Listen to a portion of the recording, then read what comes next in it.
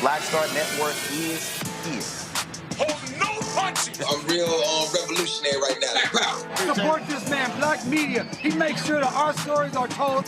Thank you for being the voice of Black America, Roland. Stay black. I love y'all. All momentum we have now, we have to keep this going. The video looks phenomenal. See, there's a difference between Black Star Network and Black-owned media and something like CNN. You can't be Black-owned media and be scared. It's time to be smart. Bring your eyeballs home. You dig?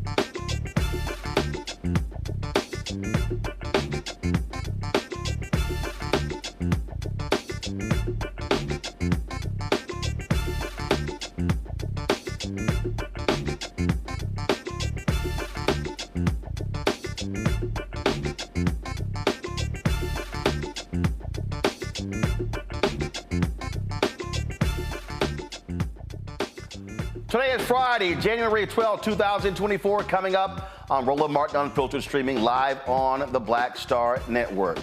The apparent suicide of Lincoln University of Missouri's Vice President of Student Affairs is sparking outrage and calls for the resignation of the school's president. Allegations of bullying may be what led Dr. Antoinette Bailey to commit suicide. The president of Lincoln University's National Alumni Association will be here to tell us what alums want to see happen. The 911 calls in the Mississippi case with 11-year-old Aderrien Murry, who was shot by a cop on a domestic violence call, raises questions about the cop who shot him and what actually took place that day. We're going to play those calls for you. The family attorney, Carlos Moore, is going to be with us to talk about the various discrepancies. Attorney Ben Crump is complaining about a mass grave found behind a Mississippi jail where more than 200 people were found. Some family members say they didn't even know their loved ones were even there. The white supremacist who killed 10 black folks and injured 3 in the 2022 mass shooting in Buffalo is going to be facing the death penalty in his federal trial. And millions will see more debt relief from the Biden administration's SAVE program. We'll tell you if you qualify. Plus, the U.S. and the U.K. launched strikes against the Houthi-controlled areas of Yemen on Thursday. National security expert Dr. Nola Haynes will join us to talk about this strike. Plus, a sad update to one of our Black and Missing stories. Also, I have a suggestion for you on this MLK weekend in Roland's Book Club. I'll share that with you as well. It's time to bring the funk. I'm Roland Martin Unfiltered on the Black Star Network. Let's go. Whatever the miss, he's on it. Whatever it is, he's got the scoop, the fact, the find. And when it breaks, he's right on time and it's rolling. Best believe he's knowing. Putting it down from sports to news to politics. With entertainment just for kicks, he's rolling. It's on go, roll, roll, y'all. It's Roland Martin, yeah. Rolling with Roland now.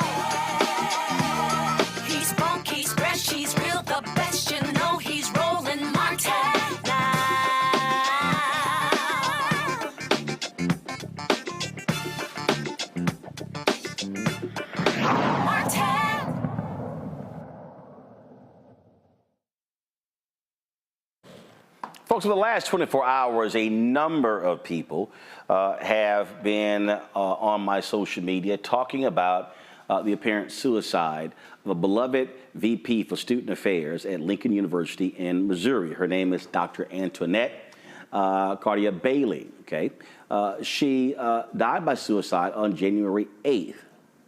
People have been suggesting that it was bullying from the university's president, Dr. John Mosley, that led to her suicide. Folks are demanding that the president also resign. Now, Lincoln University, Missouri is a historically black college university. It's now a predominantly white institution. Today, the Lincoln University Board of Curators announced Dr. Mosley volunteered to be placed on paid administrative leave while a third party reviews the school's personnel processes. According to those close to Dr. Bailey, she was subjected to a toxic work environment, enduring alleged bullying and harassment from President Mosley and other university officials. Despite her numerous attempts to seek support and address the issue, Dr. Bailey was allegedly left unsupported and disregarded. She penned a letter on the day she died, detailing the bullying she faced after disclosing her mental illness to university officials. This here is a letter here, folks. Joining us right now from Atlanta is Lincoln University's National Alumni Association President, Dr. Sherman Bonds, who wrote this letter, folks, calling the school's current leadership a liability. This letter has been circulating on social media as well, and folks, of course, have been talking about this. So glad to have you with us. So first of all, were you aware of these issues between Dr. Bailey and President Mosley prior to her death?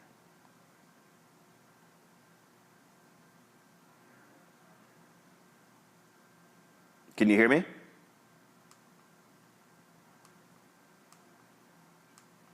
All right.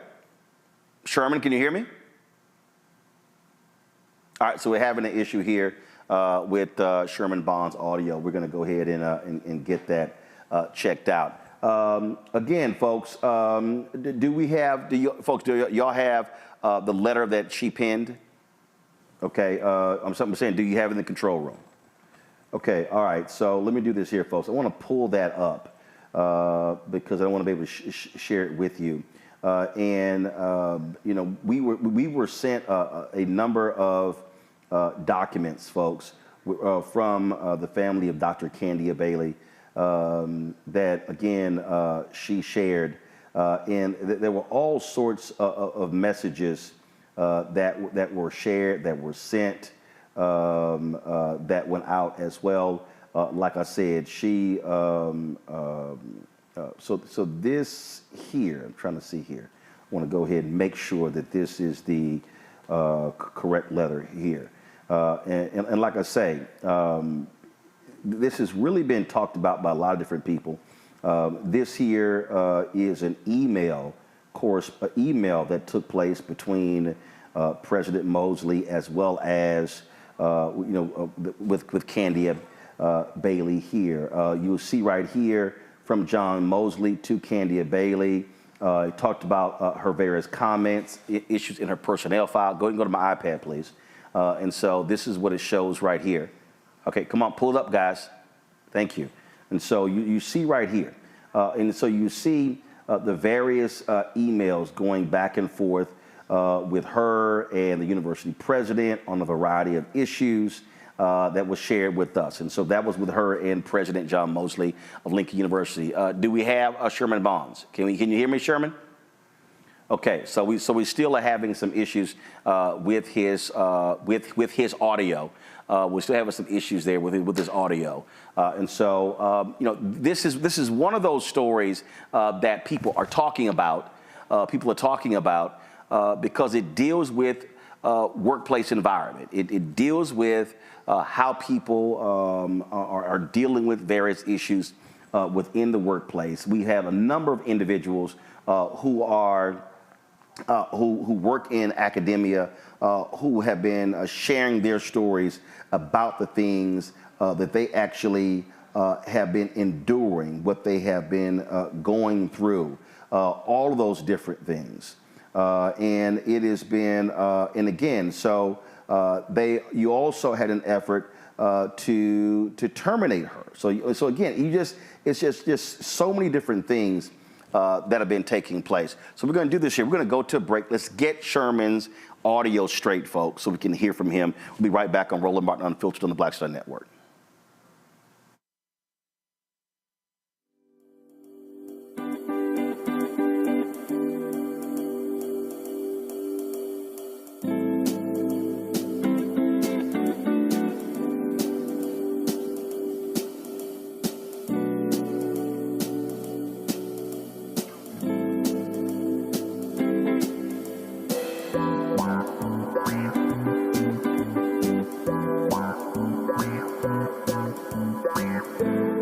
Grow your business or career with Grow with Google's wide range of online courses, digital training, and tools.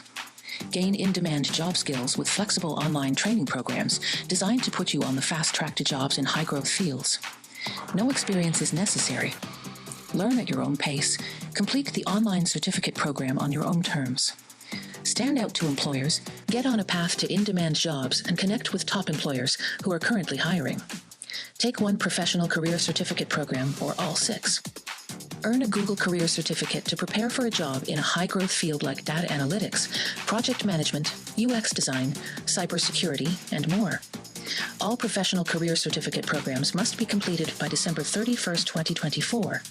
Scan the QR code to complete the application. There are 1,000 scholarships available. Grow with Google and J. Hood and Associates. Be job ready and qualify for in-demand jobs.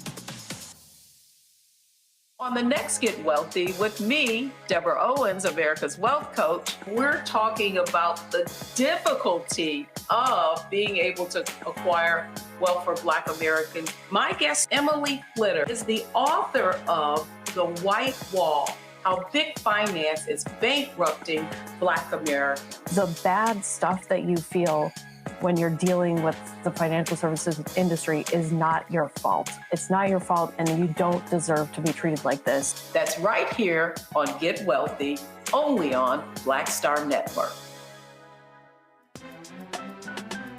I'm Faraji Muhammad, live from LA. And this is The Culture. The Culture is a two-way conversation. You and me. We talk about the stories, politics, the good, the bad, and the downright ugly. So join our community every day at 3 p.m. Eastern and let your voice be heard. Hey, we're all in this together. So let's talk about it and see what kind of trouble we can get into. It's The Culture, weekdays at 3, only on the Black Star Network. On the next, A Balanced Life with me, Dr. Jackie, just who do you think you are? And maybe more importantly, who is it that you think you're trying to please? The answer to that second question is really wrapped up in the first. Think about that. Being the true, authentic you, no matter the circumstance. But we learn the art of forgiveness, not only of forgiving one another, but forgiving ourselves. And we also learn how to love ourselves so that we can love each other. That's next on A Balanced Life, here on Black Star Network. Hey, what's up, y'all? I'm Devon Franklin. It is always a pleasure to be in the house. You are watching Roland Martin Unfiltered. Stay right here.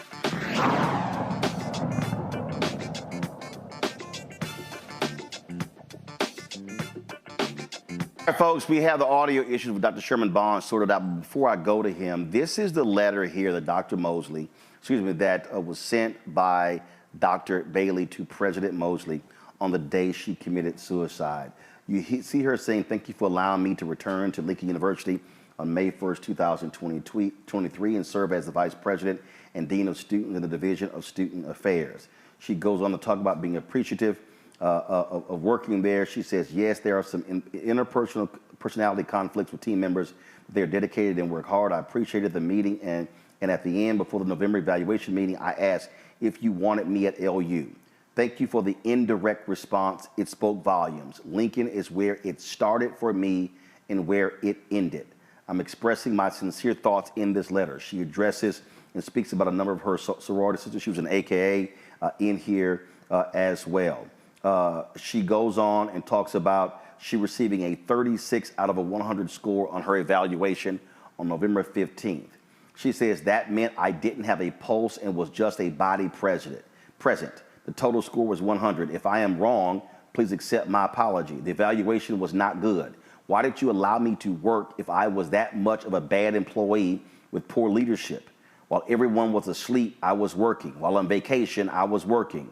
You even asked that I do a scheduled send on emails so folks aren't getting messages at all times of the night.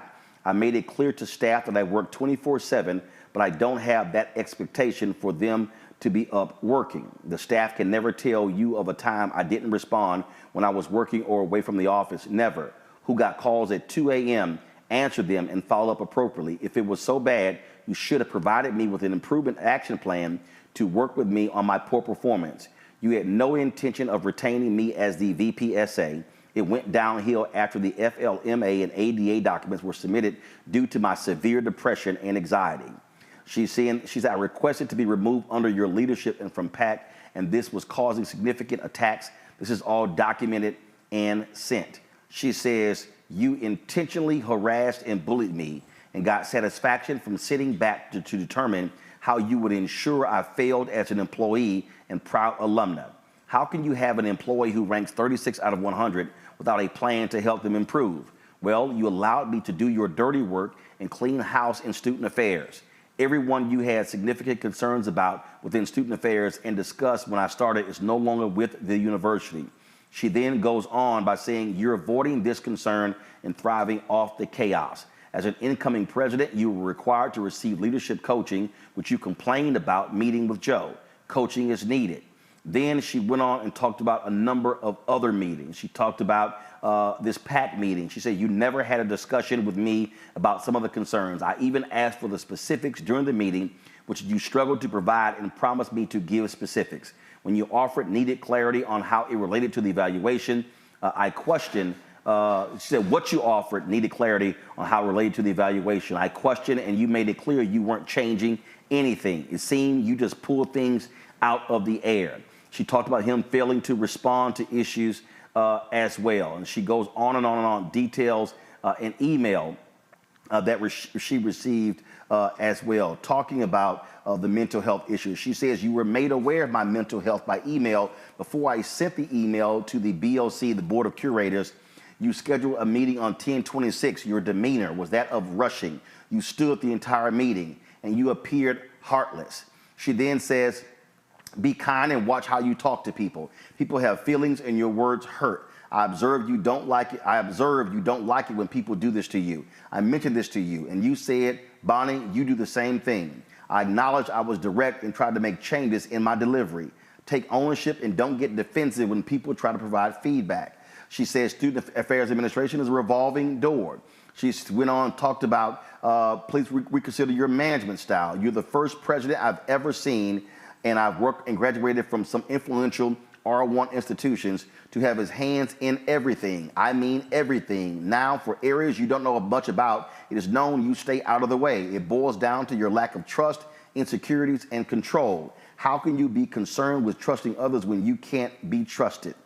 She talked about working with other presidents and how they operated. She said, we spend so much on attorney fees. Kathy needed to provide better legal guidance regarding me in 2 situations. She accused him of being micromanager.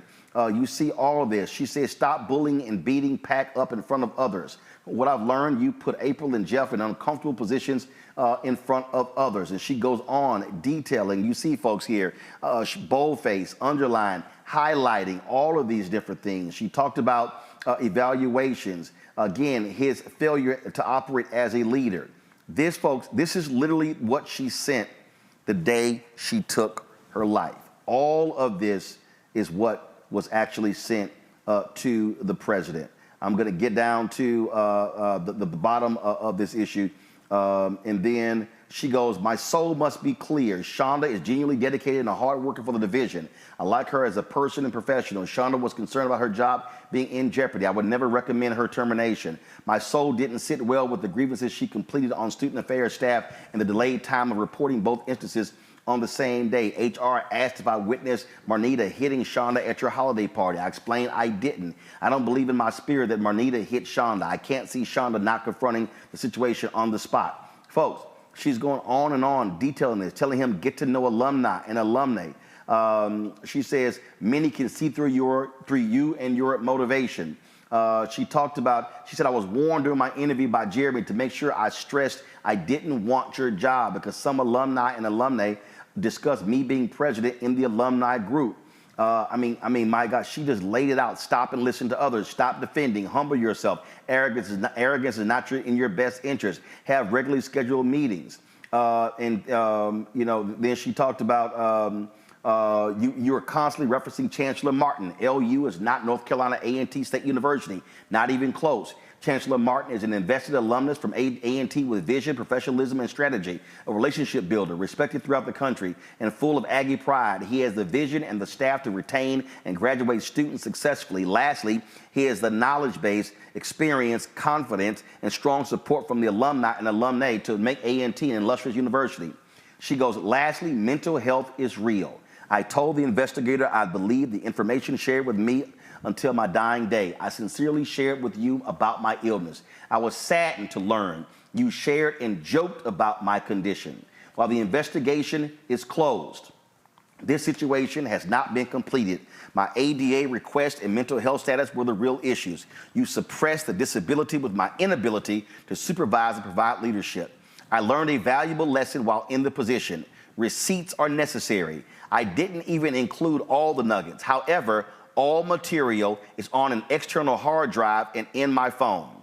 I won't be around. However, I have faith that this once great institution can be great again, a place that my family and I once loved. Mom said the most challenging thing she ever had to do was leave me crying and looking out the fourth window in Dawson Hall. She never turned around to look at me. Mom made sure a brick was purchased in my name after I graduated. Mom wore her LU shirt to church proudly on college day in my honor. She's a proud alumni from SIUC and DePaul, but LU was forever in her heart.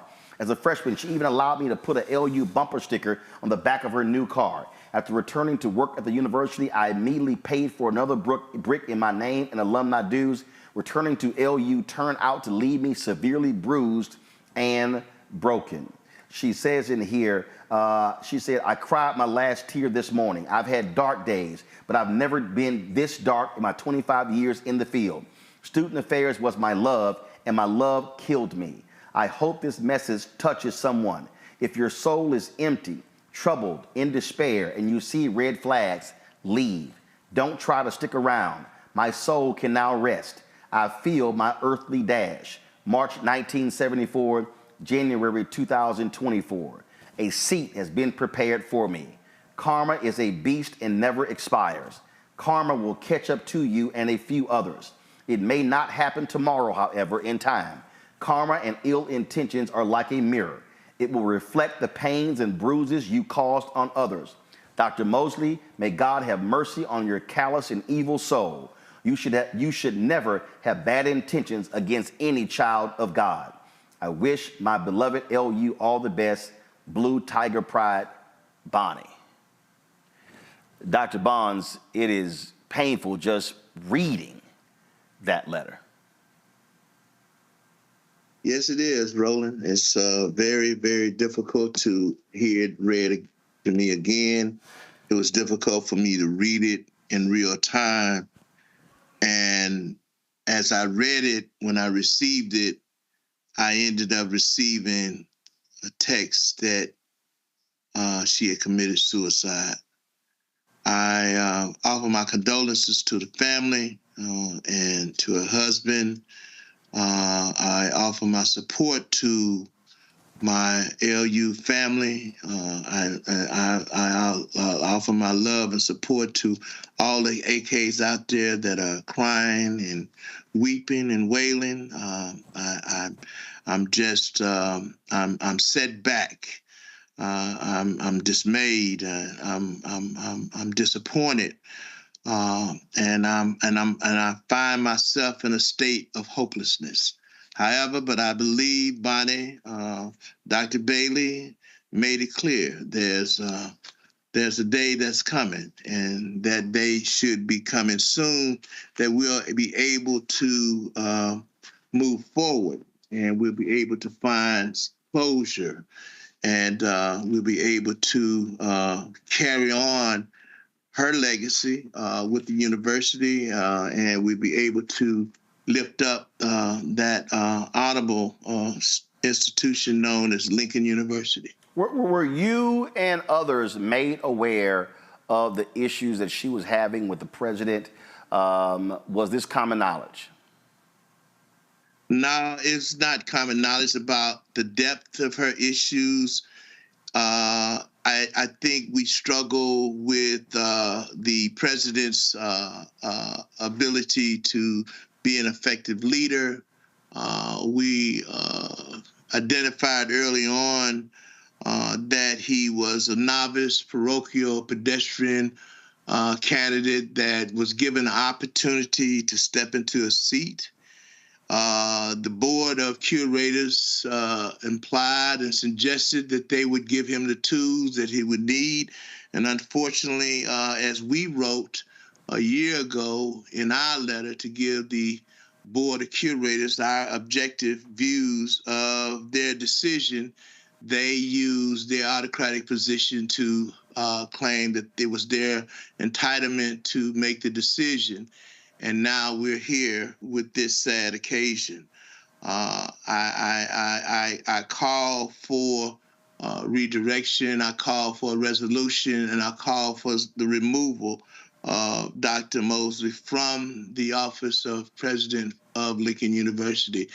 As long as he's there, he brings a stain upon the university's mission, upon the institutional care of that mission and the responsibility. Unfortunately, Dr. Bailey was not the first scholar in which he's removed. In his tenure so far, he's removed 3 doctoral professors that came to Lincoln, and that's too many within a short time. The environment is purpose is for nurturing. And not only did Dr. Bailey talk about his insecurity as it relates to the presidency, Dr. Self also shared that was the sentiment of his inability and his insecurities. Sherman, this right here is the board of curators. Have you heard from any of the members of the board of curators with regards to this issue? No. They have not chosen to come out and present in any form. I think they will cower toward the position that this is a personnel matter, and they have no comment. This is a decision in which the board made and has given us. They've given us a weak leader. They've given us an unskilled president who does not have the capacity to build. Dr. Bailey was there no longer than 9 months, and not to have a formative assessment that gives her, as you said, a corrective action. You take her and you dispose of her as if she's just a dusty towel. And I find that to be very, very unsettling. I think the institution for HBCUs is where we build a platform to build out our scholars. And you have 3 PhDs or EDDs to come under your leadership not to be successful. That's a reflection on you. That's not a reflection on them. You know, one time you might be able to say yes, but Dr. Self, Dr. Brown, and now you have Dr. Bailey. That is just poor leadership quality. You hired her, you brought her there, and you disposed of her recklessly, in my opinion. When you said calling for him to be removed, is that you individually, or has the Alumni Association taken a vote, and is that the stance of the entire Alumni Association? With the Alumni Association, I have not met with the board and its entirely, but the sentiment of the members they called. I have quite a few presidents who are in the same boat, but I would imagine that there may be some who would say we are rushing to judgment and that we should allow. If we do not take the position that we have, we wouldn't be where we are. If we would not be outspoken and say enough is enough, we wouldn't be there. I think they would think it is just business as usual, and we can dispose of an African woman just any kind of way. Those days are past. We don't do that no more. You know, it happened on his watch. It's time for him to move. And as simple as that. And quite frankly, it may be time for the board to move because it's their decision. It's a reflection on them. Dr. Sherman Bonds, we certainly appreciate you joining us. Thanks a lot. All right. Thank you. Michael Imhotep is the host of the African History Network show out of Detroit. John Quill Neal is a trial lawyer with the John Quill Neal firm out of Atlanta. John Quill, I want to start with you. This is, obviously, this, so many people are commenting about this on social media. A lot of female educators are discussing this as well. Reading that letter, she lays out in detail the issues that she had with this president. Yes, there are a lot of issues as it relates to this specific tragedy. This is just so sad. I don't believe that we got a clear answer as to what the knowledge of the university was as it relates to what was happening. But it would be plausible for us to presume that there were some others that were CC'd on some of this correspondence or other people that were involved. And although public universities can be challenging to sue because they have immunity, they are potentially open to a lawsuit, right? Because essentially you have here a faculty member that made it very clear that she had anxiety and depression. She tried to take leave under FMLA and the American Disabilities Act. That was denied. It appears to be numerous discussions. And some of the factors that are considered when suing, because you can potentially sue in some jurisdictions for wrongful death for suicide. And what some of the factors that they look at or that would be relevant would be whether or not it would be his conduct, the negligent, reckless, or intentional behavior was a significant factor in her suicide, whether it could reasonably be foreseeable that his actions would cause her suicide, and whether or not that he knew that she had suicidal tendencies. And in that specific letter that she drafted, or email correspondence that she drafted, she talked about her soul being empty, and she made other references that that gives quite concern for her mental health. And so, I think this is a tragic situation, but the institution is open to potential litigation. This here was a letter that they sent to her regarding the allegation of the president making fun of her condition to others.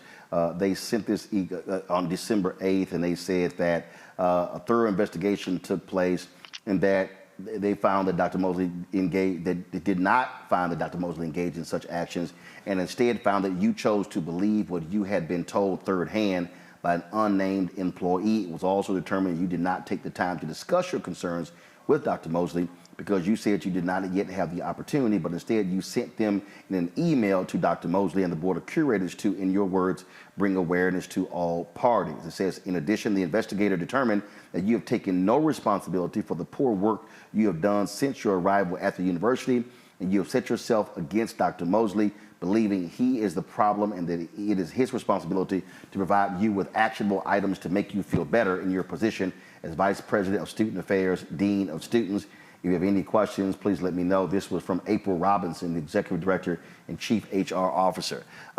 It is, as we said, Michael, the president has stepped down while they are investigating into this matter, placed on administrative leave. He's not resigned. Right. Yeah, well, this whole incident is a real tragedy, regardless of what we find out in the investigation, once the investigation is completed. This is a tragedy, and this also calls for a need when it comes to increasing funding for mental health, but also better understanding mental health, depression, things of this nature, and the pressures that people experience in the workplace, especially African Americans in the workplace. I don't have all the details on this, but I can't help but also see some parallels between this and Dr. Claudine Gay being pushed out as president of Harvard University. And even though there are different circumstances, when Dr. Bailey talks about bullying, okay, if what she is alleging here is correct, or even if 1/10 of what she is alleging here is correct with bullying, we also saw that coming from the conservative right, bullying Dr. Claudine Gay. Well, in the case here, that's outside folks who were targeting Gay. Here, this is her saying it's the president. Yeah, I totally agree. That's why I said there's some parallels. It's not the exact same thing, but again, the different. First of all, I don't think there's actually a parallel. The folks on the right were targeting Gay because of her comments was happening on campus. This is her talking about job performance, and so it's a lot different in that she was working under this person, whereas Gay was not working for her critics. I totally understand that, Roland. But at the same time, Dr. Gay's qualifications were challenged. I understand that. I understand that. Right. Yeah. So I understand their differences. So let me also say this. So this was the press release that was sent out when Dr. Bailey was hired. This was April 17, 2023. Much fanfare. And this is the comment from the president in this press release. We're excited for Dr. Candia-Bailey to join our team. She brings a wealth of experience to move student affairs and our entire university forward. That division is vital to our students' collegiate experience beyond the classroom, and I feel certain she's the right leader to guide those efforts. Folks, that was in April. She started in May, and she took her life January 8th, so she wasn't even there an entire year. We'll keep you all abreast of what happens next in this particular sad story. Coming up next, we're talking about calls against President Biden from Democrats and Republicans because of military action taken in an African nation. We'll talk about that with national security expert coming up next on the show from Nolans. We'll talk about that. All right. Back on Roland Martin Unfiltered on the Black Star Network.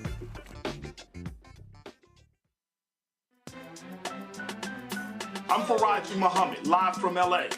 And this is The Culture. The Culture is a two-way conversation. You and me. We talk about the stories, politics, the good, the bad, and the downright ugly. So join our community every day at 3 p.m. Eastern and let your voice be heard. Hey, we're all in this together. So let's talk about it and see what kind of trouble we can get into. It's The Culture, weekdays at 3, only on the Black Star Network.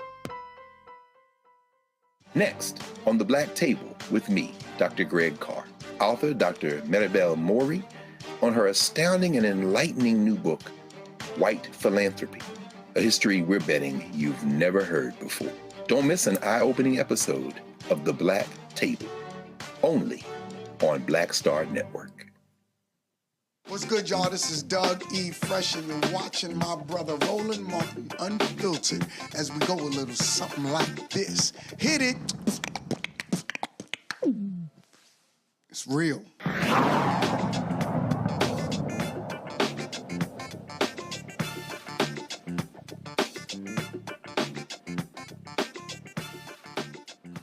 Thursday night, U.S. and British militaries bombed sites used by the Iranian-backed Houthis in Yemen. The massive retaliatory strike used warship and submarine-launched Tomahawk missiles and fighter jets. The U.S. Air Force's Middle East Command reported more than 60 targets at 16 sites in Yemen, including of course, their command structure there as well. Now, the problem with this, for some folks, is that you got some members of Congress who are saying, wait a minute, the Biden administration did not have the authority to launch these strikes against the Houthis in Yemen. Dr. Nola Haynes joins us right now. So, Nola, glad to have you back on the show. Glad to see you. So first and foremost, you have the military strike itself. Mm-hmm. But then, of course, now you have members of Congress who are saying, wait a minute, we didn't give you this authority. White House is saying we didn't declare war against anybody. And so explain what happened here. Well, it's really good to be with you in 2024. Happy New Year, Roland, to you and everybody at RMU. So I completely understand why this is a confusing situation, because congressional members that are saying that the president is held to a certain standard under Article 2, they're not wrong, because Article 2 is about first getting congressional authorities for the president to go ahead and officially wage war. But to your point, this is a unique situation in that this has been going on since November 19th to be exact. And there was a coalition that was formed of about 20 nations to make sure that global commerce can continue during the Israel-Gaza war. So that's one part of this. And I know that it's all getting lumped in together. And so there were a series of warnings given to the Houthis, Ansar Allah, however you want to refer to them, to say, hey, this cannot continue. You cannot continue to not only attack Israeli ships, but to also attack partner and coalition ships. So that's how we got to this situation today. There was a really horrible and awful attack against Belgium ships, and there was a coordinated attack against, very specifically, their military capabilities as a response to the attacks that they were already spearheading in the Red Sea. So this is a response to attacks that they have warned Houthis multiple times, including on January 10th with the UN resolution, saying these attacks need to stop now, and they did not. And so the president took action. Now, regional security is very different from what we see, what the optics are, what international security shows us on social media. Within the region, people are happy that the U.S. and the U.K. actually took this step, because ships were literally being attacked. And we're talking about people, I don't think they really realize how much trade is still done on ships and boats. And so that was greatly impacted in the Red Sea. So this is a response to what the Houthis did. This isn't the U.S. or the U.K. coalition partners waging war against Houthis. Two different situations. So there were protests also in the Capitol. This is a video circulating on social media with regards to these protests. Who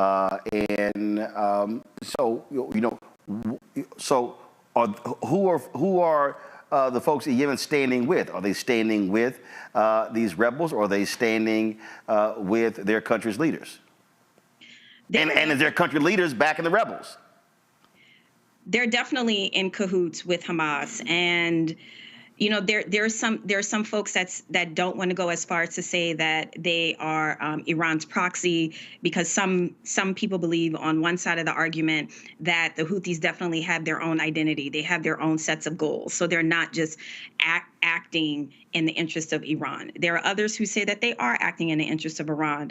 But specifically right now, what they're doing in the Red Sea, they are hampering commerce, they are hampering trade, they are hampering, humanitarian aid, and not just in this context. That's kind of historically what has been done in the Red Sea in a very in an egregious way. So this is why the response, which was proportional to what the Houthis did in the Red Sea, and why civilians were not targeted. These were all military capabilities that were targeted strategically to make sure that human casualties were at a minimum. And then one last thing I do want to say about the debate between what Article 2 says and versus what Article 51 in the UN Charter says about states having the right to respond and defend against attacks.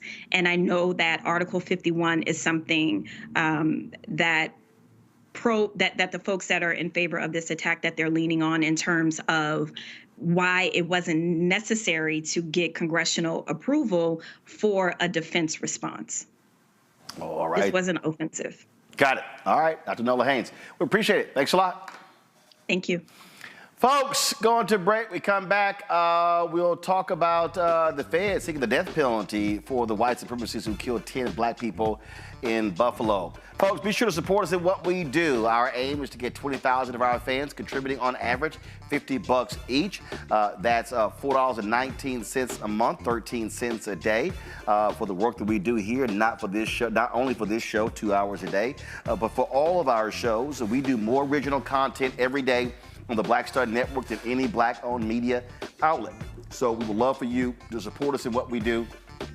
To join our Bring the Funk fan club, send your check and money order to P.O. Box 57196, Washington, D.C. 20037-0196. Cash App, $RM Unfiltered. PayPal, R Martin Unfiltered. Venmo is RM Unfiltered. Zelle, Roland at RolandSMartin.com. Roland at RolandMartinUnfiltered.com. And be sure to get a copy of my book, White Fear: How the Browning of America is Making White Folks Lose Their Minds, available at bookstores nationwide. Get the audio version on Audible. Folks, I'll be right back. A new year for a new you. Curl Prep Natural Hair Solutions at curlprep.com is an amazing organic line for curls, locks, braids, twists, and even those wigs and extensions. Women, men, and children are loving this line. Look at this video and you be the judge. People line up to see this product in action at hair shows, and when they take a seat and try it, they don't believe it's their hair. Buy the products at curlprep.com. It works on all hair types. Use code ROLAND, that's ROLAND, lowercase letters, to get a 15% discount. Parents, remove the ouch. You will love this system because you can comb the product through your child's hair with your fingers. Seasoned saints are loving the product. It's all at curlprep.com. Use code ROLAND, lowercase letters, to get a 15% discount. You won't believe it's your hair. Give me that bass, give me that beat.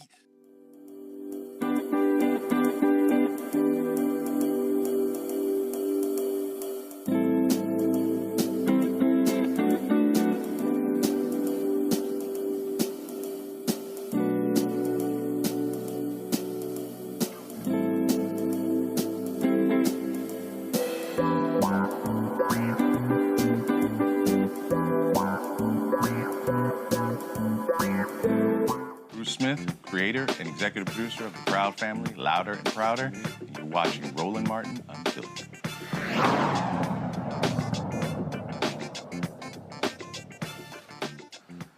The Justice Department will seek the death penalty for the white supremacist who killed 10 people, 10 black folks, and injured 3 others in a racially motivated shooting at a top supermarket in Buffalo, New York. That took place, of course, in May of 2022. Peyton Gendon is already serving life without parole on state. After being convicted on the state side, he pled guilty in February 2023 to 15 charges, including domestic terrorism and motivated by hate, murder, and attempted murder. Now, federal prosecutors say they believe a death sentence is warranted in their filing because Gendon intentionally killed all of the African Americans involved. The DOJ also cited Gendon's intentional infliction of bodily injury, intentional participation in an act resulting in death. First of all, the federal grand jury returned a 27-count indictment against him in July 2022, charging him with 14 violations of the Matthew Shepard and James Byrd Hate Crimes Prevention Act. Jaquel, I'll start with you. From a legal standpoint, I'm quite sure if his lawyers are saying, man, let's somehow get this out of the way. Let's plead and not be in a situation where he faces the death penalty.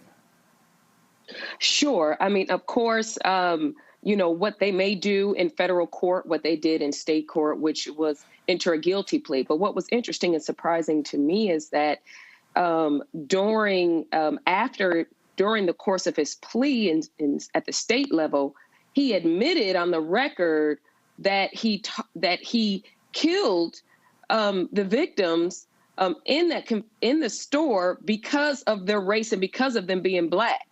And I found that to be interesting that they would even allow him to make that kind of admission to a hate crime specifically because they're Black on the record. So now we're up here in federal court, right?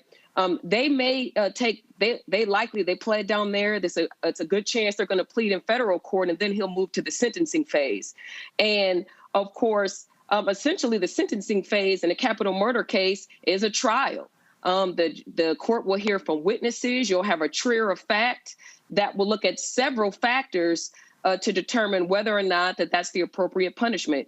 And certainly, if he does plead guilty, that can be considered as a mitigating factor, right? Because he is accepting some form of guilt. However, the heinous nature of the crime, the loss of 10 lives, 3 additional victims that were injured. As a result, we have the lost lives of it's just a senseless, horrifying act that he committed. But essentially, it will ultimately be up to the juror of fact, and they'll look at several factors, and including him admitting on the record that he killed the 10 victims because they were Black. Michael. You know, Roland, once again, this was a heinous act. I know we discussed it here on the show a number of times, but yes, I think he deserves the death penalty. Now, I'm not an advocate for the death penalty because it's used disproportionately against African Americans. 1, 2, we know sometimes you find out people were on death row and they're innocent and they're released from prison, or wrongly convicted, things of this nature. But I do make exceptions for the death penalty. But in this case here, I think it's important for people to understand that Peyton Gendron pushed the far-right conspiracy known as the Great Replacement Theory, okay, which was also pushed by Tucker Carlson on Fox News and other conservatives, other white supremacist, things of this nature. And, you know, I think hopefully this will send a clear message that this is not going to be tolerated. And I think it's also important for people to research the Matthew Shepard and James Byrd Hate Crimes Prevention Act that we've talked about here on this show before. And James Byrd was the African-American man killed in Jasper, Texas, because I do hear African Americans say, well, Asians got a hate crimes bill, right? They don't talk about the Matthew Shepard and James Byrd Hate Crimes Act. No. They say, They say Asians got a hate crimes bill. We ain't never had one. I know. That's a lie. That's what I'm saying. They don't. I know it's a lie. That's what I'm saying. They don't talk about this bill here. 1, 2, the first. No. Or if they do, they'll say, no. But that was the white gay guy, and his name on the bill too. Where's one that's just us? Well, there were 2.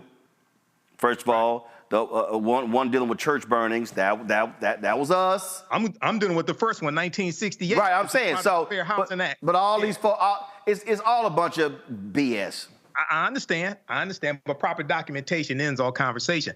1968, the first hate crimes act in the history of this country, signed into law by President Lyndon Baines Johnson, part of the Fair Housing Act, which was the result of the modern-day civil rights movement, largely done for African Americans. Okay, so people have to do this research and stop listening to Black social media disinformation agents who are putting out nonsense.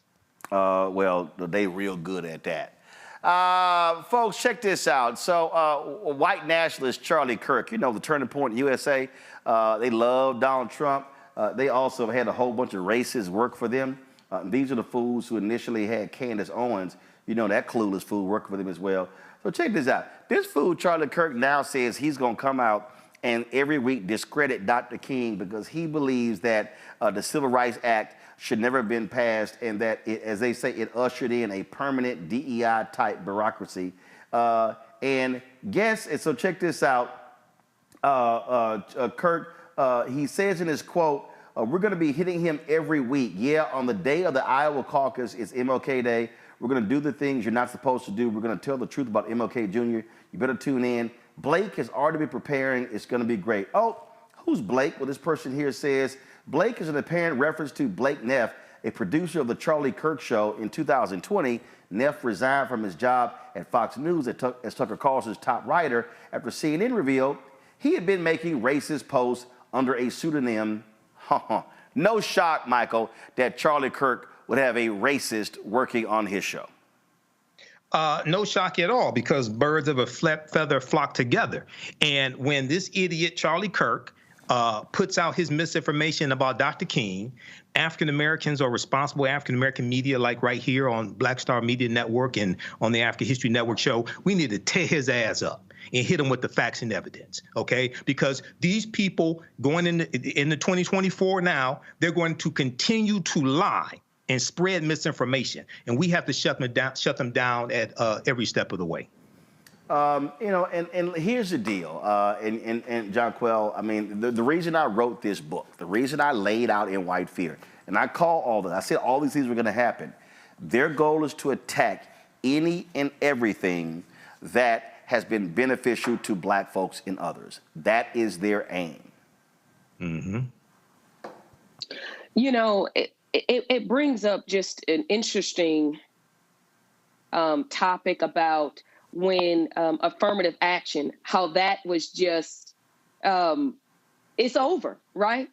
That set us back 124 years. I mean, there have been so many attacks, and there just has not been any outrage behind it. There hasn't been, you just don't hear anything about it. It's just kind of like everybody just pick up and just said, all right, affirmative action is over. And it really has a lot to do, and we should be concerned as a community about the future of the young people behind us, right? I mean, we have got to fight back to all of these attacks because they're chipping away, and it's chipping away at the progress that we have been able to make through the years. And so as these things are happening, and as these attacks on our laws, on our privileges, on our rights that have affected our community, we can't stand by. I mean, we have to take action, whether it's you being present on shows, protesting, and all of that. I mean, when, for example, the George Floyd movement, when that occurred, just the power, the worldwide power, it took that level of a tragedy for our community, and not in addition to our community, an outcry across the world for people to come out and stand together to make a difference. And we have got to use some of those same tools, not the burning of buildings and trashing windows and all of that, but we have got to employ, we're coming up on the heels of Martin Luther King Day on Monday. We have got to, as a community, work together to fight back against all of these attacks on our community. Well, bottom line is, let's be clear, a lot of that you had folks who were insurgents who were in that. In fact, in Minneapolis, it was a white supremacist who was outed as starting fires there. So they love to try to blame Black Lives Matter for that, but that's what we also had happen in a lot of this. But you're absolutely right. It is a question of mobilizing, organizing to fight back. That's why we keep saying on the show, there is a very clear and well-funded attack against not just affirmative action, not just DEI, but any and everything that has been able to assist African Americans. And so we're seeing it happen right before us. All right, folks, when we come back, we're going to talk about a case out of Mississippi. 911 calls will be released in the case of the shooting with an 11-year-old black boy shot by the Indianola, Mississippi cop. The tapes are a little different than what Sergeant Greg Capers said what happened. We'll explain. Plus, I'll have for you my book club suggestion on this MLK Day weekend, and it's not about him. That and a lot more in the second hour of Roland Martin Unfiltered on the Black Star Network. Hatred on the streets, a horrific scene, a white nationalist rally that descended into deadly violence. White people are losing their damn minds. An angry pro-Trump mob storms the U.S. Capitol. We've seen We're about to see the rise of what I call white minority resistance. We have seen white folks in this country who simply cannot tolerate black folks voting. I think what we're seeing is the inevitable result of violent denial. This is part of American history. Every time that people of color have made progress, whether real or symbolic, there has been what Carol Anderson at Emory University calls white rage as a backlash. This is the rise of the Proud Boys and the Boogaloo Boys. America, there's going to be more of this. Here's all the Proud Boys, guys. This country is getting increasingly racist in its behaviors and its attitudes because of the fear of white people. The fear that they're taking our jobs, they're taking our resources, they're taking our women. This is white fear.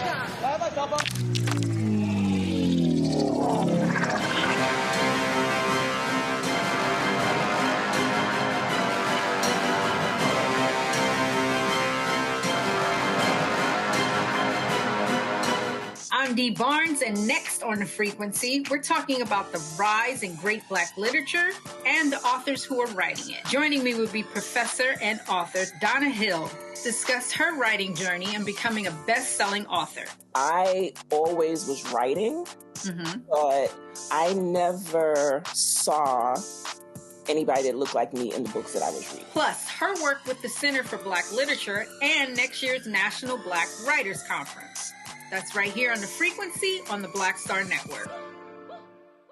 Farquhar, executive producer, Proud Family. You're watching Roland Martin Unfiltered.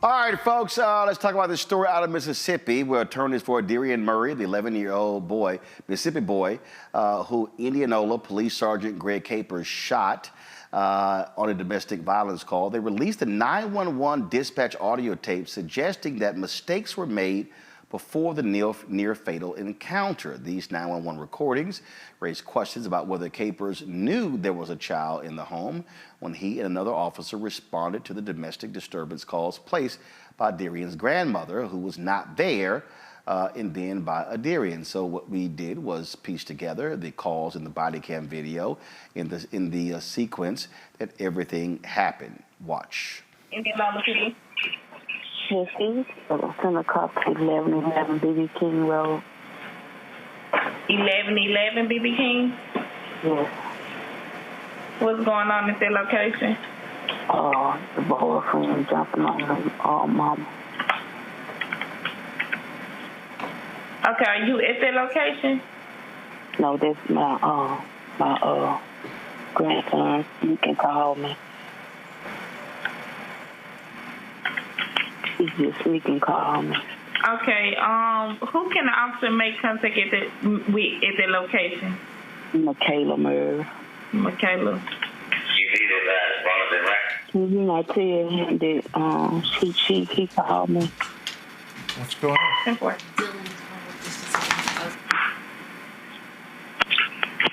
Okay, all right, I got officers out to their location. Okay, thank you. All right. Indianola PD?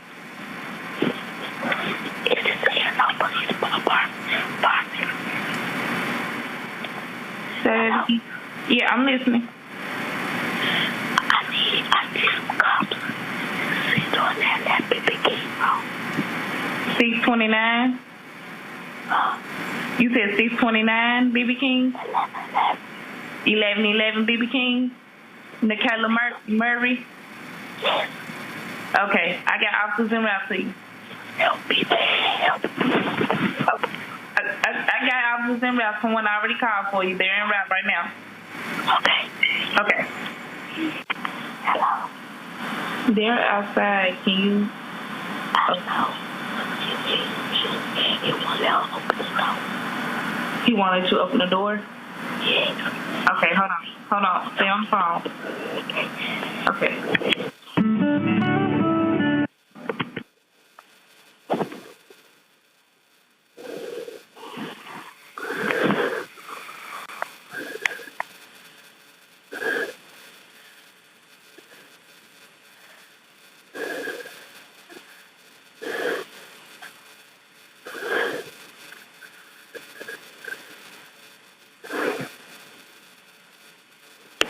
Are you giving them permission to kick the door in? Is there any weapons involved? No. Is there any weapons involved? What did you say? Do he have any weapons? No, I don't think so. Okay. They asking, do they have your permission to kick the door in? Yes. Okay.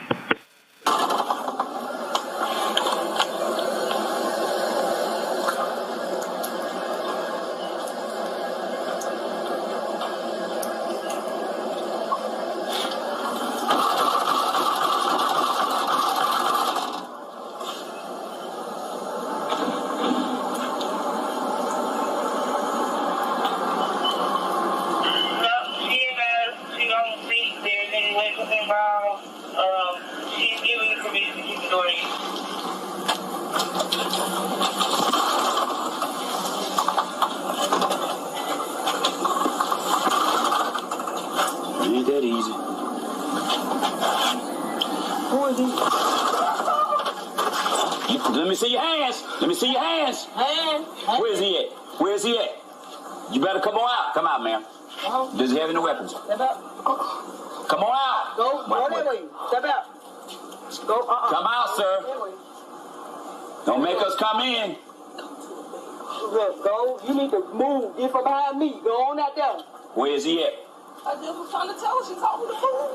Police, you got any weapons? You better put them down. Oh my God! Oh my God! Missed that! Missed that! Missed that! Missed that! Please, missed that! Missed that! We need him now. Carlos Moore is the family attorney for the Murry family. He joins us from Jackson, Mississippi. Carlos, I understand that Aderrien's mother has filed a criminal affidavit against Sergeant Greg Capers. Yes, she has been relentless in pursuing justice for her son. The grand jury failed to indict him for aggravated assault, so now she has taken matters into her own hands and filed a criminal affidavit for the misdemeanor simple assault, which will not require a grand jury to indict him. It will simply be a bench trial before a judge in Indianola, Mississippi. So what do the audio recordings from your perspective show that where it differs from the body cam footage? Officer Capers has always maintained he did not know that there were children in the home.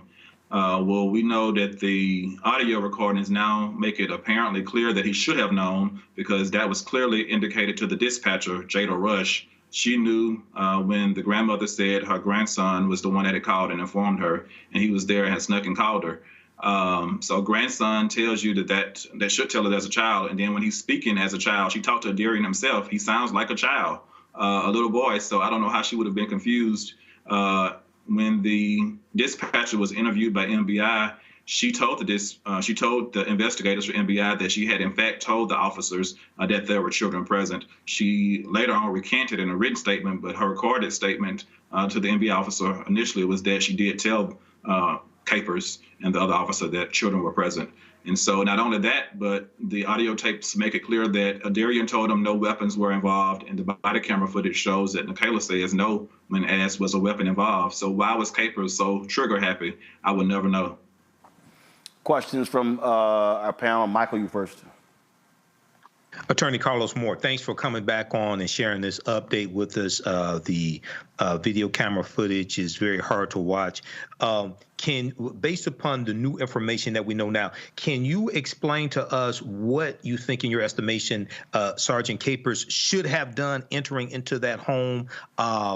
Because once again, you know, I'm still trying to figure out how all this happened like this. What he should have done, he should have, we believe that even when Nikayla Murry came out, I mean, he scared her almost to death, had the gun pointed in her face. There is a report to the dispatch that there is no weapon involved, so why is he bringing a weapon to a fist fight? And so they would have told them had a weapon been involved. So he didn't need the gun from the very beginning. So he should have been more cautious, maybe had a taser in his hand or something, but not that deadly weapon of a gun. He also should have said, anyone in the house, come out slowly with your hands up, anyone in the house. He just called out for the man. He just did a lot of things that were not according to policy. And he should have. He was there before, so he knew that there had been children previously at that address. So he should have known to expect a child or children in that house. Right. And if I get a chance, I have a second question. Well, ask it. Okay. In the beginning of the video, the sergeant knocks on the door twice, 2 sessions knocking on the door, but does not identify himself as a police officer. Does this cause a problem leading up to Aderrien being shot? Is that a problem at all? By him not identifying himself as a police officer? Oh, on the outside when he's knocking on the door. Well, at the beginning of the video, I saw some of the video from one of the local news outlets. Beginning of the video, he knocks on the door. The door's closed. He knocks on the door, does not identify himself as a police officer.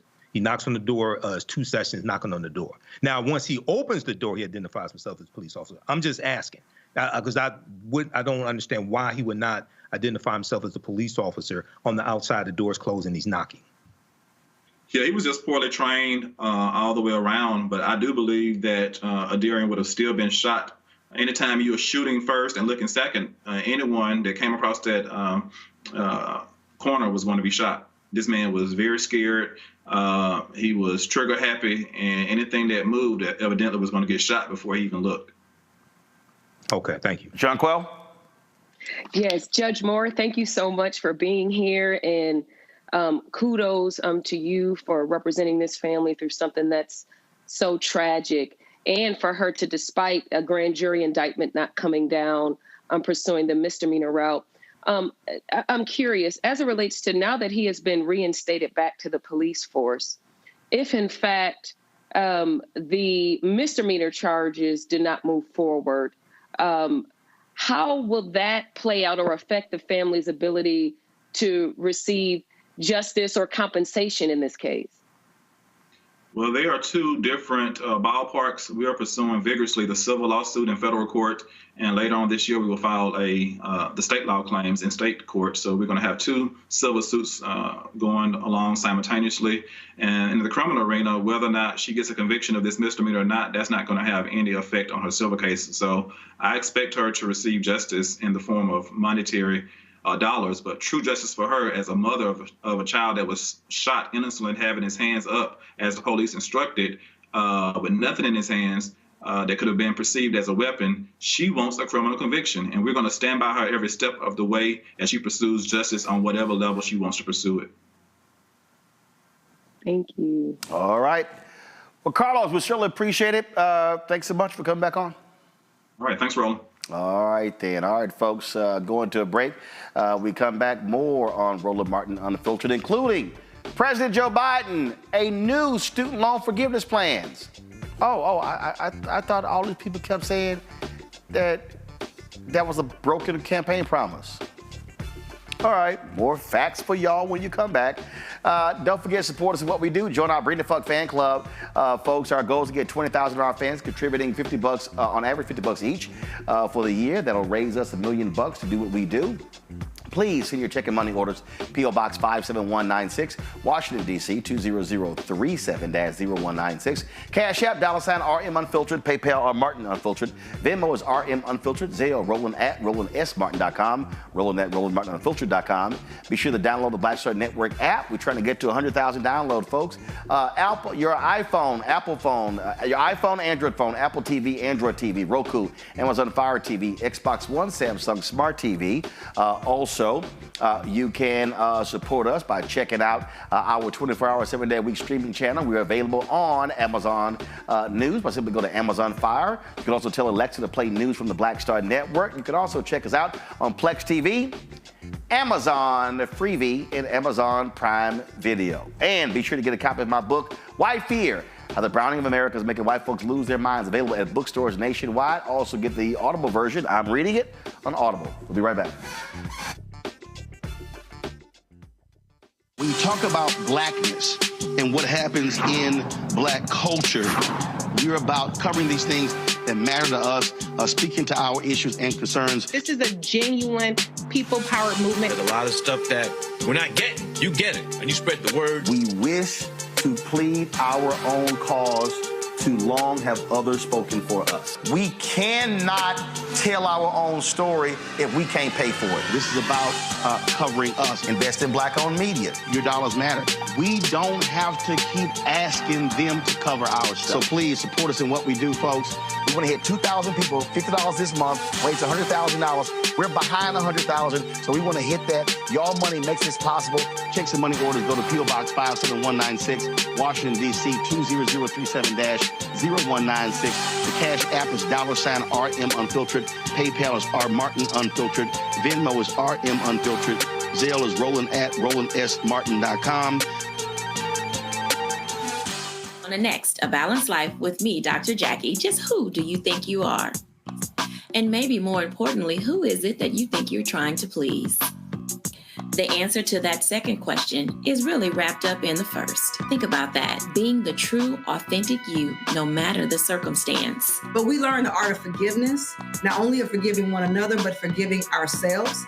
And we also learn how to love ourselves so that we can love each other. That's next on A Balanced Life, here on Black Star Network. Me, Sherry Shepard, and you know what you're watching, Roland Martin Unfiltered.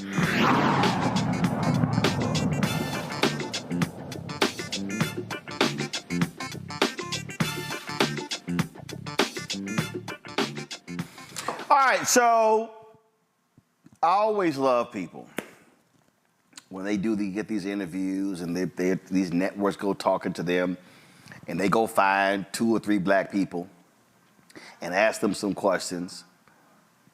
And if they know what the hell they're talking about, then they run it acting as if that represents all black people. So the other day I was watching this, I think it was NBC or CBS, one of them, and they went to South Carolina. And they were like, South Carolina voters are not happy with Joe Biden. So I interviewed this one sister. She says, you know, Biden promised us student loan debt relief and nothing has happened. $132 billion in student loan debt relief has happened for 3.9 million Americans. A lot black. Well, check this out. Millions more are going to have their student loans dealt with in February as part of the Biden administration's new student loan debt relief plan. Uh-oh. That's a fact, y'all. Right. So the repayment plan is this here. It's taking effect nearly 6 months ahead of schedule. The ban, this deal of forgiveness, was initially set to begin in July under the new SAVE repayment plan, but it's starting early to provide faster relief to borrowers. Borrowers will be eligible for cancellation if they are enrolled in the new SAVE plan. Now, if they originally borrowed $12,000 or less to attend college and have made at least 10 years of payments, Biden announced the new repayment plan is going to not pay anything else. Yeah. Now remember, the Supreme Court struck down his plan to cancel up to $20,000 in loans. Unlike his proposal for mass cancellation, the repayment plan is a twist on existing income-based plans created by Congress more than a decade ago. Republicans tried to block the new repayment plan through legislation and a resolution, but last year they were unsuccessful. So what's interesting here to me, Michael, when we talk about this new debt relief plan, is, again, for the people who keep saying, man, Biden Harris ain't done nothing. I don't know what they doing. Let me remind people, Republicans right now don't want any of this to happen. Right. They don't want, again, any of this to happen. They have made it perfectly clear, oh my goodness, no debt relief. Again, this is real basic, folks. If you took out less than $12,000, and this is very basic, it's right here, again, less than 12 grand in loans, and you've been in repayment for 10 years, your student debt will be canceled, meaning that's it. If y'all got any questions, go to studentaid.gov /save. I'm trying to understand, how can you keep saying, well, he didn't do nothing about student loans? I don't get it. Because they don't read. That's why. I don't know if they get most of their news about politics from Charlemagne the God on the Breakfast Club. I don't know where they get this misinformation from. But if you just go to whitehouse.gov, they have updated information there dealing with student loan forgiveness. So this is important. Now, this is not everything that we want, but you don't get it all at one time sometimes. And keep in mind. No, you don't get all that you want most of the time, especially when Republicans now control the House. You got a narrow margin in the Senate. You just, the numbers aren't there. Well, that's what I'm coming to. And in fact, hold on, Michael, because I want you to, because here's the other thing, because you mentioned the Fair Housing Act, which is the 1968 Civil Rights Act. Yes. Let me remind black people and everybody else, Democrats had huge margins. Let me say it again. When you see those acts, oh my goodness, 300 plus people voted for those because they had huge margins. It wasn't, the reason it was hard, because the Southern senators controlled key committees on the Senate side. That's why it was so hard. But people act like, oh, they've got 65 votes in the Senate. They've got 300 votes in the House. No, they don't. Yeah. They don't. Well, Democrats controlled the House of Representatives for about 40 years up until the Bill Clinton administration. You had the backlash of the angry white male. But the point I was making is I find it interesting when people say, oh, nothing's been done on student loan forgiveness. One, you have almost $130 billion forgiven that you talked about. Two, you had Republicans filing lawsuits to block Biden's student loan forgiveness that would have moved 500,000 African-American families from a negative net worth to a positive net worth, his executive order, okay? And the reason why it was struck down is because of Trump's 6-3 conservative Supreme Court that goes back to the 2016 presidential election. Hold up, and a number of Republican attorneys generals who filed the lawsuit. Yep. So this deals with who you vote for at the state level, but also for president and the Senate, because very quickly, people forget this, 2014, Democrats lose control of the U.S. Senate. Mitch McConnell, Republicans take control of the Senate. They blocked 103 federal judge nominations for President Barack Obama and Merrick Garland for Supreme Court. Trump becomes president. He gets 3 Supreme Court nominations confirmed and 226 federal judges with the help of Mitch McConnell and Republicans in the Senate, because the Senate confirms Supreme Court justices and federal judges. We have to understand how all this fits together and focus on this is about self-preservation and political self-defense. When you want bills on this end and executive orders on this end not to be overturned in court, it also deals with who you voted for in the previous election and who was confirmed to the Supreme Court by the U.S. Senate. So a lot of our people don't understand how all this connects, but this is why Civics 101 is so important and Roland Martin Unfiltered is so important. John Quell, the thing that's interesting, and again, I get it, and it's all about self-interest. I was on Twitter earlier, and this one woman was complaining because she was like, well, physician debt isn't a part, of the student loan debt relief, and that ain't fair. I get it. But again, they couldn't get it for everybody. But again, we're talking, it's $132 billion. This is gonna add more to it. So to act like it's not happening, to me, is disingenuous. It's nonsensical. Well, I think that Americans want to feel that whomever they've elected into power, that they are reaping the benefits instead of looking at it for the greater good perspective, right? Of course, this new initiative, just like the doctors, it's not going to benefit hardly any lawyers either. However, those that need it the most, it is going to benefit, right? And furthermore, they keep trying. I mean, because the Biden administration, after it was struck down by the Supreme Court, could have stopped at that juncture. However, they're still trying for student loan debt relief. And so it's moving positively in the right direction. Well, and I think look, Robert Patillo was on our show Wednesday. He's an attorney, and he talked about how his student loan payments went from $1,600 a month down to $200. Oh, he happy as hell. That's a house note. Yes. You're right. That's some people's mortgages. And I wasn't speaking for the entire profession as a whole, but when you're talking about just generally speaking, just this specific initiative for those that took out $12,000, and maybe there are some attorneys out there, other professionals that may have only had to take out $12,000, and it certainly would affect them. But I think that for the greater good, that it's moving in a positive direction and it's benefiting our community. And so I'm just glad that they're continuing the efforts, and hopefully after this wave, there will be another one. Look, I agree.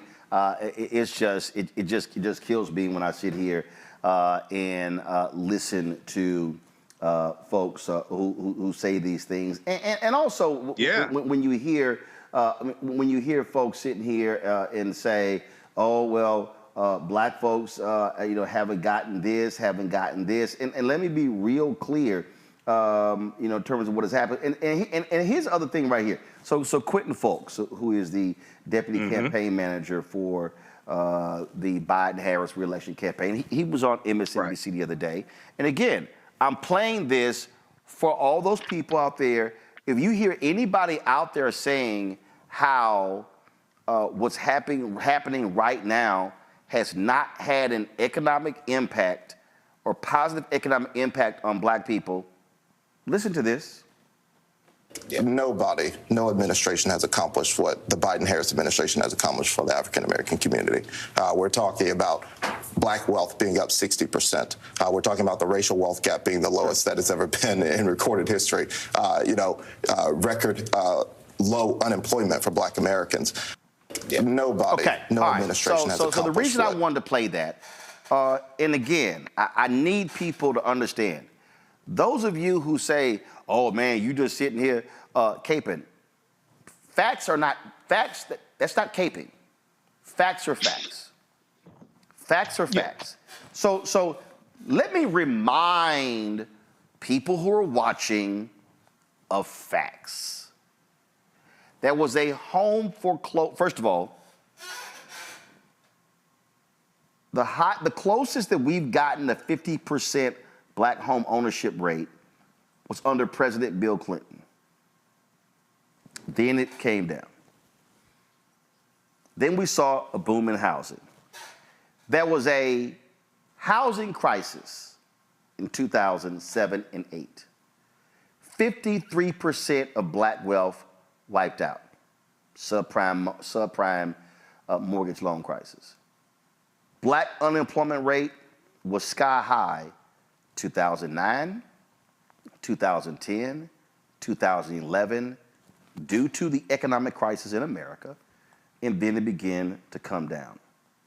So now you're talking about 2012 to 2016, we were recovering from the housing crisis that took place in 2008. I need y'all to listen to me carefully. So we were in recovery mode. We were trying to regain, listen, from 2012 through December of 2019, we were trying to reclaim what we lost due to the home foreclosure crisis. And guess what? The numbers are there. Unemployment, it was a record low black unemployment rate in late 2019. What hit in February 2020? The pandemic. Pandemic. So pandemic hits in February 2020. 41% black jobs, black businesses wiped out. Mm-hmm. The black businesses that were still there still couldn't access, listen to me very carefully right now. The black businesses could not access the PPP loans because, one, many of us did not already have loans with banks. The banks were really servicing those who they were already doing business with. But two, the PPP loans require us to have full-time employees. Most black businesses had 1099s. What happened when Biden and Harris was elected? They actually made changes to the PPP loan requirements to assist those for contract workers. It happened under them. Now, pandemic 2020, 2021, 2022, we start coming out of the pandemic, but we're still in it. 2023, I dare say, was the first full year we were not in the pandemic mode. It was still there. COVID was still there. COVID is still here, but we begin to transition out of it. What are we now seeing? We're now seeing changes. So what am I saying? And I've said this before. The fundamental problem that we have faced as African Americans is that in the history of America, we have never had what I call 20 consecutive years of sustained growth. Yes. We've never had it. This is how it goes for us. Up, down, increase, retreat, increase, retreat. That's what we've experienced. That's why the phrase says when America gets a cold, Black America gets pneumonia. Those are simply the facts. But what did you hear Quentin say? The wage gap between blacks and whites has decreased. Unemployment down.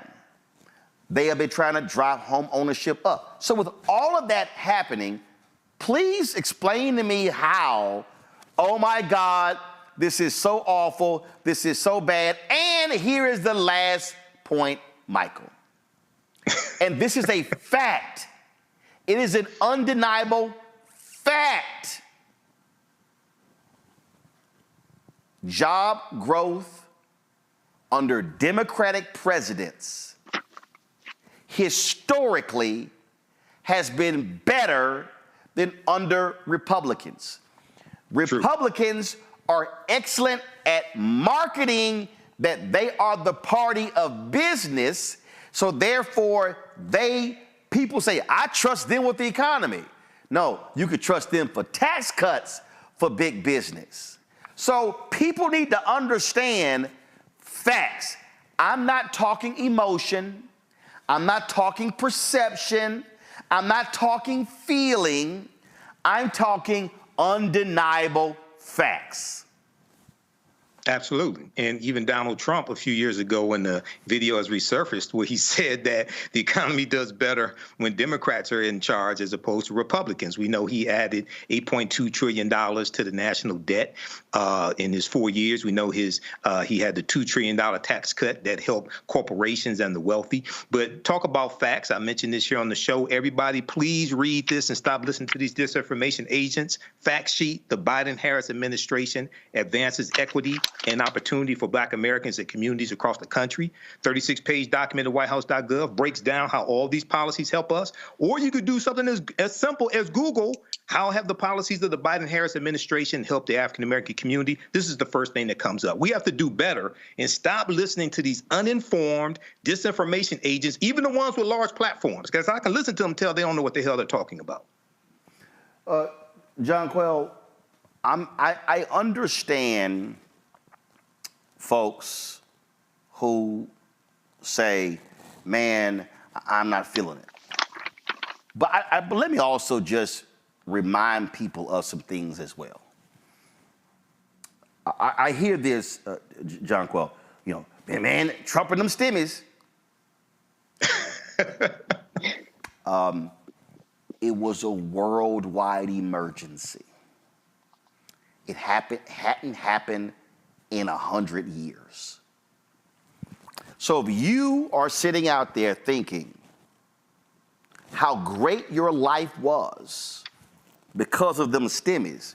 Let me be clear. Them stimmies ain't coming back. That ship has sailed. It ain't happening. That PPP loan program, it's not coming back. It's not happening. In fact, many of the programs, the assistance programs, Republicans right now want to cut. But one of the things that people say when they say, man, I'm not feeling this thing, is because many of the programs that were put in place to ease the economic conditions for Americans, they started expiring. Folks, listen. The assistance, the programs where they say they could not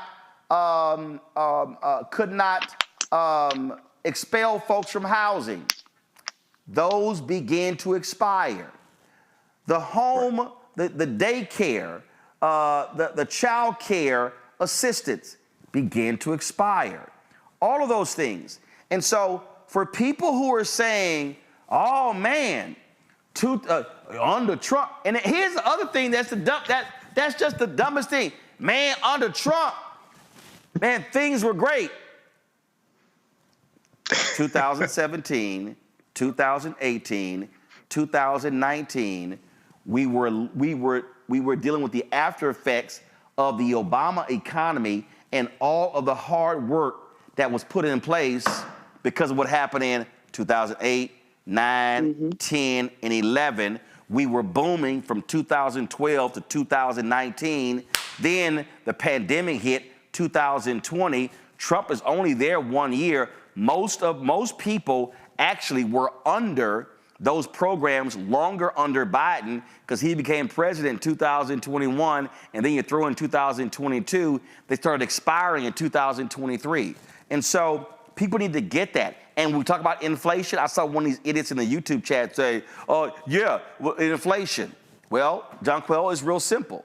All of these businesses, let me remind people, gas companies, other businesses, they were losing crazy amounts of money because guess what? Wasn't nobody buying nothing, traveling nowhere, doing nothing for 2020, 2021. So you know what they started doing in 2022? Jacking up prices. All of these public companies started announcing record profits. That's what was driving inflation. And so this is sort of now where we are. And so people are running around saying, they ain't done this, they ain't done that. But you can look at the facts and go, well, actually they did. And the reason our economy has turned around and we're making headway is because of those things that were done. But anybody, John Quell, who's running around thinking that they're gonna be raining stimmy checks down like you in a strip club if Donald Trump is elected are outside of their minds. I tend to absolutely agree with you on that. And furthermore, I think that some people are forgetting that President Obama had, I don't believe it was called an infectious disease group, but he had a group that essentially that would study the infections that were going on worldwide to kind of help prevent the kind of widespread effects that we had with COVID. And when Trump came in, he dismantled that group. And furthermore, when urged to close the U.S. borders, he refused to do it. And so, some would argue that the reason why the country was disenfranchised to the level that it was due to the pandemic was due to Trump's inability to lead this country in the right direction. Because instead of focusing on the important things, he's trying to dismantle everything that President Obama put in place, including Obamacare. So, as stated earlier, there is a lot of misinformation out there. And I just think that, we as a community, we need to stop focusing on the short-term, small little financial giveaways that are given to us. And we have to look at the bigger picture when dealing with these issues. And I love these people who go, I love these people who say,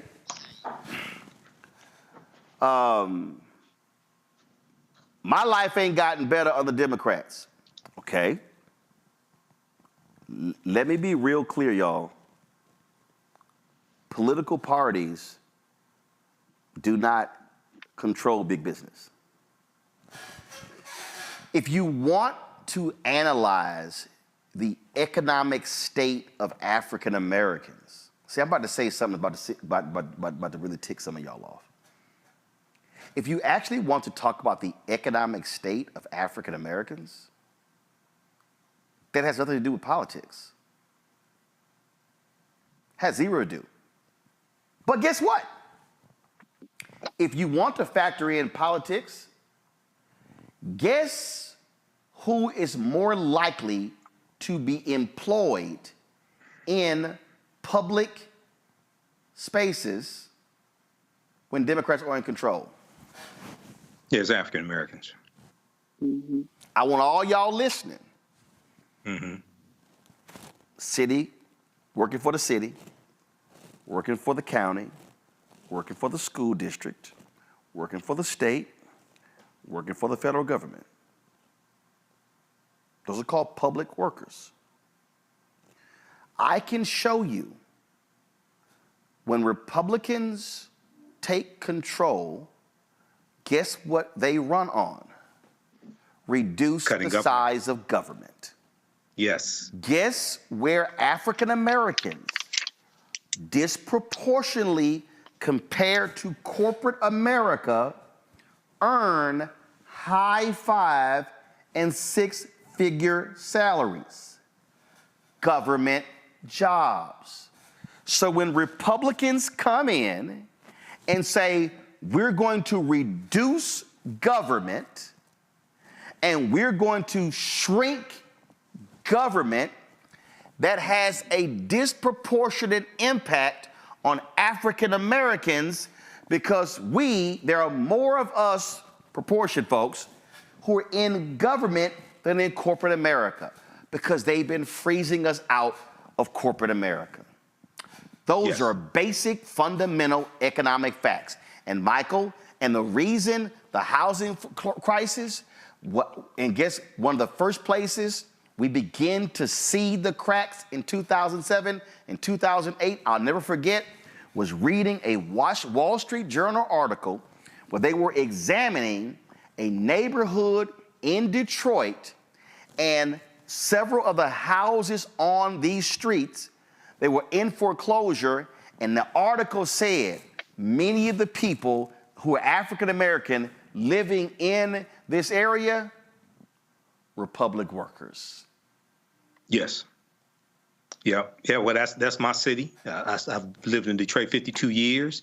In Detroit and Metro Detroit have one of the largest populations of African American homeowners decades ago, and now we have one of the largest populations of renters today.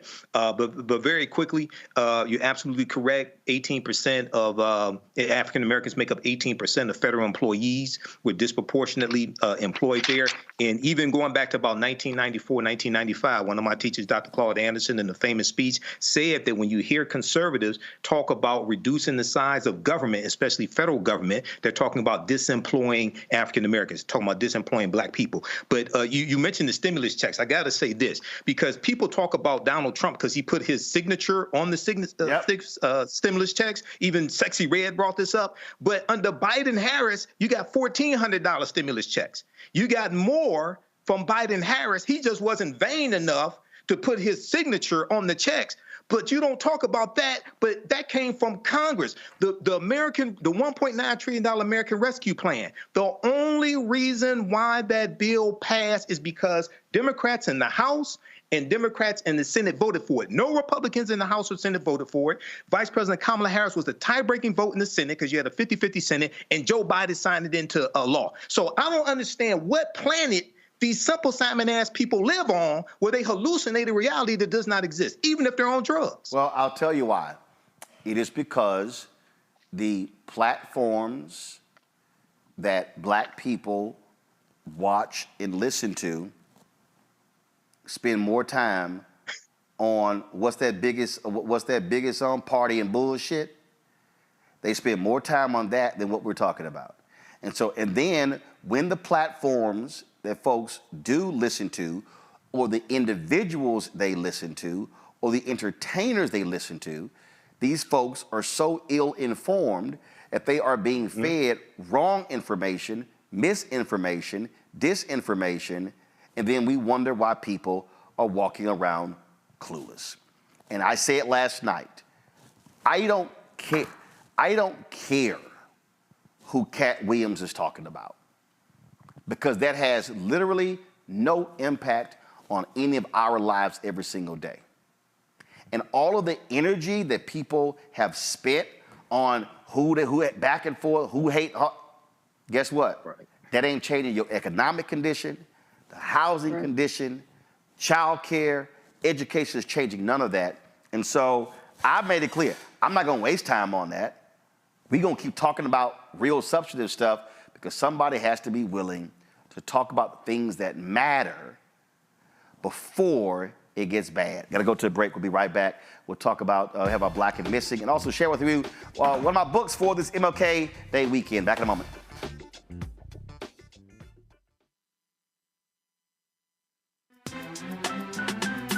I'm Faraji Muhammad, live from LA. And this is The Culture. The Culture is a two-way conversation. You and me. We talk about the stories, politics, the good, the bad, and the downright ugly. So join our community every day at 3 p.m. Eastern and let your voice be heard. Hey, we're all in this together. So let's talk about it and see what kind of trouble we can get into. It's The Culture, weekdays at 3, only on the Black Star Network.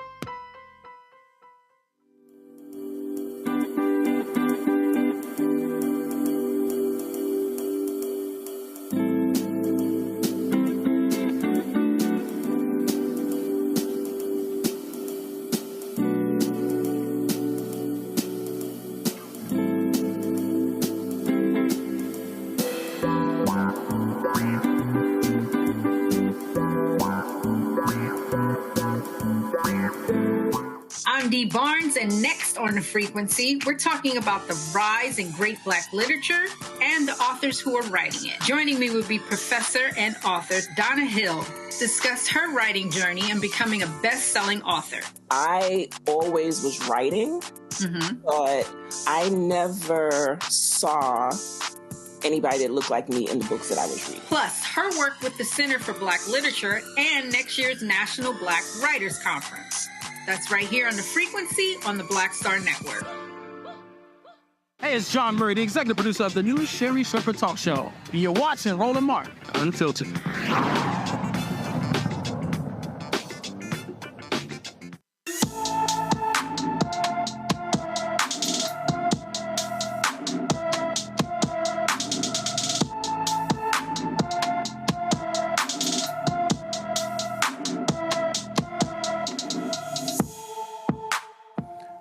Cantor Horn disappeared from her Indianapolis, Indiana home on December 5th. The 17-year-old is 5 feet 5 inches tall, weighs 145 pounds, with brown hair and brown eyes. Anyone with information regarding Carter Horn is urged to call the Indianapolis, Indiana Metropolitan Police Department at 317-327-3155, 317-327-3155.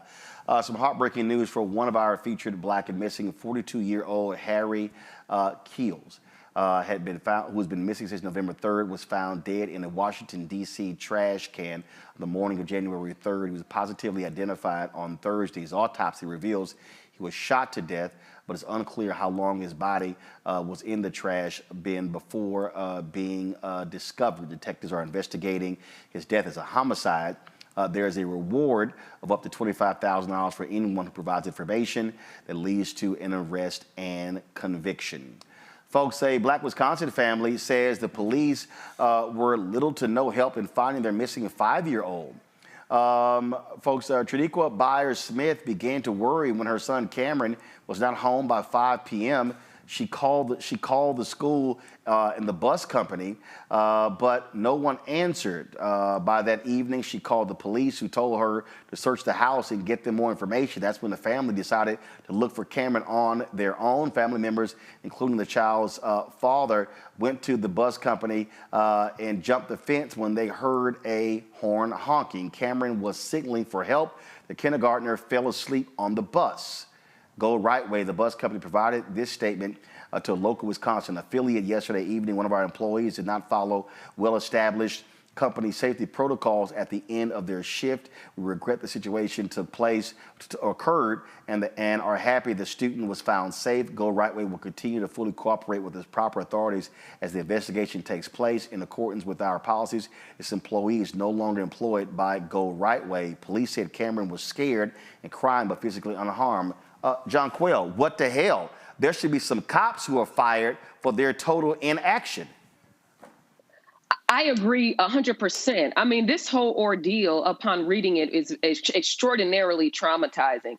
I think one of the things that was troubling is that the last time that this student was seen was in the custody of the school. Yet, from what I gathered from the case of limited knowledge that I do have about it, is that the police were refusing to go to the school and search for this child, and instead was interrogating the parents and would not leave there. And it was the family, through their own diligence, that sought out the child. And frankly, the school is lucky that this child was unharmed, because this case could have turned into a wrongful death case. I mean, it is looking at the weather, just looking at those clips, it was highly disturbing. And it's just very alarming. And, you know, I love that the show does the Black and missing, because we know systematically that missing Black folks goes underreported or it's not newsworthy enough. And here we go with a missing child, and, you know, the family is the one that had to take the action to find the child, not the school. And it doesn't appear that the police did either. And it's just, it's really tragic, but it's a blessing that he is unharmed. Michael. Yeah, Roland, you know, this is a very tragic story. Even though Cameron is back home, his mother said he was traumatized, not physically hurt, but traumatized. So he may need some therapy as well behind this. There'll probably be, hopefully, they'll sue and, you know, get a settlement. But the other thing is the procedures. I know that the school district says that, you know, they have procedures and the procedures were being followed. But is something wrong either with your training or your procedures? Just common sense would tell you you have to check every seat, every row in the bus, check behind the rows, everything, okay, before you leave that bus. Look, I agree with that. The big problem I have are the cops. Mm-hmm. They told the family, hey, why don't you search your house? They know their child not home. Yes. I mean, the police were grossly indifferent. Had the police done their job, the parents would not have had to jump a fence to go check the bus. Yeah, and you know, a lot of times when it's an African-American child or a teenager who is missing, I don't know all the details here, but there's an indifference many times when it comes to African Americans and being missing, or saying, instead of thinking maybe that person was kidnapped, they say, oh, maybe they just ran away from home, okay? And so it appears that could be what happened here also. Don't have all the details, but this needs a thorough investigation. If I made the big issue, like Roland said, is that the child was last seen at the school. The child was last seen at the school, yet you want to search the parents' home. You should have went to the school. I'm confused as to where the child was last seen. Crazy. That you don't go there first. Crazy. It was total indifference all the way around. I do want to talk about this Ohio story where Ohio grand jury has refused to indict a Black woman for having a miscarriage. Yeah, folks, Turnbull County grand jury issued a no bill in the case of Brittany Watts, who's 34 years old. She was facing a 5th-degree felony abuse of a corpse charge following a miscarriage she had in September. Investigators say that they found the 22-week-old fetus stuck in a toilet at her home and accused Watts of trying to plunge the toilet. Forensic pathologist Dr. George Steinbretz testified during a grand jury investigation that Watts had sought medical treatment twice before the miscarriage.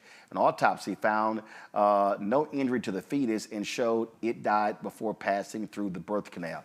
Well, this is just shameful that what Republicans have now done as a result of Donald Trump appointing Supreme Court justices overturning Roe v. Wade. They literally are trying to put women in jail. The woman had a damn miscarriage. You know, you're 100% right. What this also shows, in addition to what the Republicans have been doing, is that as a prosecutor, me being a former prosecutor, as a prosecutor, you have discretion, right? You do not have to charge. You have to look at the facts of the cases, and you have an ethical obligation that if in fact that the specific facts does not meet these charges, that you have the ability to not charge this young lady. It is very clear from the facts here that once the medical examiner testified that child passed through a miscarriage, we're not even talking about an abortion. It's a debate about an abortion when it was a miscarriage, yet you are going to still move forward and attempt to charge this young lady. It's outrageous. It's outrageous. And I think it's an abuse of power. I think it's a situation where she did make some mistakes after the fact, but they certainly did not have to charge her in this case. And I just, thank goodness that they did not move forward with the grand jury indictment, right? Absolutely. Michael? Yeah, Roland, having a miscarriage is tragic enough. Before I was born, my mother told me when she was pregnant before me, she had a miscarriage. And it would definitely traumatize a woman when something like this happens. So once again, this is how politics is entering the womb of women. And unfortunately, a lot of people want to say, abortion, that's a white woman's issue. No, we're talking about women's health care, women's reproductive health care. And we're talking about vindictive prosecutors going after women, pushing this right-wing agenda. So once again, this is the example how elections have consequences while voting strategically is so important. Absolutely. All right, folks, time for my book club recommendation.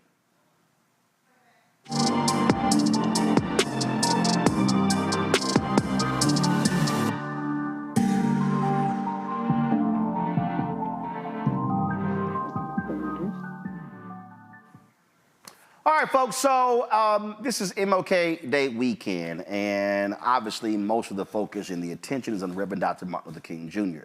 But I'm always trying to remind people that when he won the Nobel Peace Prize and when he accepted the prize in 1964, he actually accepted it on behalf of the movement. What he was saying was, I didn't make this happen, the people made it happen. And that's why he shared the money with various organizations. Now, Coretta Scott King wasn't happy about that because she was like, we need a new house. But that's what he did. So what many people don't realize, and we always talk about Dr. King and saying how he led the Montgomery protest, the Montgomery Improvement Association. The problem is that's not true. He was the spokesman for the MIA. That's when he obviously gained national attention. But it was a group of women that were leading the efforts in Montgomery, and it was one sister in particular who was leading that particular organization. And so while y'all are out here talking about Dr. King and others, and I have great appreciation and admiration for him, let's not forget people like Joanna Robinson. This book is called The Montgomery Bus Boycott and the Women Who Started It, the memoir of Joanne Gibson Robinson. Joanne Gibson Robinson was a professor at Alabama State University. She actually wrote a letter to the bus company a year before the Montgomery bus boycotts. and 4 days after Brown versus Board of Education. This is, you can't see it because of our lighting here, but this letter, this is the actual letter. It was the Women's Political Council. They were the ones who were leading the efforts in Montgomery long before the black male ministers. And so I'm saying all of this because we need to be expanding our knowledge to understand the heroes and the sheroes that were involved in this effort. Again, and the reason I got this book is because if y'all remember when I interviewed Fred Gray, if you go to the Black Star Network app or go to my YouTube channel, just type in Roland Martin and Fred Gray. Fred Gray tells the story. Fred Gray tells the story. I know y'all are sitting here trying to get a shot of it, so I'm just going to, y'all could put the camera on it here. Fred Gray tells the story of him sitting in a Montgomery, sitting in her kitchen as he and she talked about creating the Montgomery Improvement Association. So you can go to the interview. But again, you want to get this book. It was the women, drop the lower third, please. It was the women in Montgomery, the Women's Political Council, who were leading many of those efforts, and they were the ones who started the effort that led to the Montgomery Improvement Association. John Quell, just one of those things that, again, we don't talk about the unnamed people. We don't talk about any of them, but y'all, it's real simple. You can't leave this sister out. And so I just think we need to be highlighting people like Joanne Robinson and others. Agreed. I mean, I agree. I know, of course, there's been a lot of litigation throughout different states about the attempts of trying to eradicate the teaching of African-American history in public schools and just a lot of the battles that are going on in the community and highlighting. I remember even growing up as a child, I loved Black History Month going into February, and I loved learning about our history and not just the famous, right, civil rights activists, but those that also made a difference, that those African Americans that have made it to the national spotlight, they would not have been able to do it without the support of sort of our unsung heroes. So I think that that's very important. Absolutely, absolutely. Michael. Very quickly, Roland, Joanne Robinson is interviewed in the documentary Eyes on the Prize, and she talks about the Women's Political Council and talks about the Montgomery bus boycott and the role she played in that. I watch it I have the box set on DVD. I watch it every Dr. King Day. And Roland, if you just give me 30 seconds, there are 2 books I want to recommend also. You've mentioned them on the show before, if you don't mind me doing that.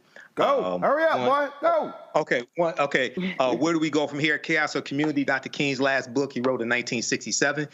He wrote 5 books. People, please read them. And then also this Nonviolent Stuff That Gets You Killed, How Guns Made the Civil Rights Movement Possible by Professor Charles E. Cobb Jr., who you interviewed on News One Now with Roland Martin, and you also had him on your radio show for 2 hours as well, because there was a history of armed resistance during the Civil Rights Movement. And as one of my teachers, Professor James Small, told me, the Civil Rights Movement was not a nonviolent movement. He said if it had not been for Negroes with guns, even before the Deacons for Defense and Justice, there would not have been a Civil Rights Movement. We have to study this history and correct it and correct this misinformation out here. Oh, absolutely. All right, folks. And so please, get another shot of the book. Come on, another shot of the book. And so y'all go ahead and get that book. And y'all know I'm always moving copies. And so let's be sure to get this book here. Again, the book on Joanne Robinson and the women. Drop the lower third, please. Drop the lower third. Drop the lower third. Thank you very much. The Montgomery bus boycott and the women who started it. A memoir of Joanne Robinson. Be sure to get that. All right, folks, I am going to be, so I got a busy weekend, y'all. So this weekend, tomorrow, I'm going to be in Islip, New Jersey, with the Islip branch and the Black Long Island Islip branch of the NAACP at their 10th annual Legacy Gala and Summit.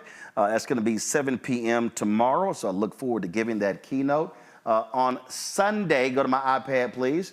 I am going to be in Charlotte, North Carolina for their national celebration. Now, first of all, why y'all using an old photo? That's literally, that photo at least about 15, 20 years old. Y'all, seriously. I got actual updated photos on my website.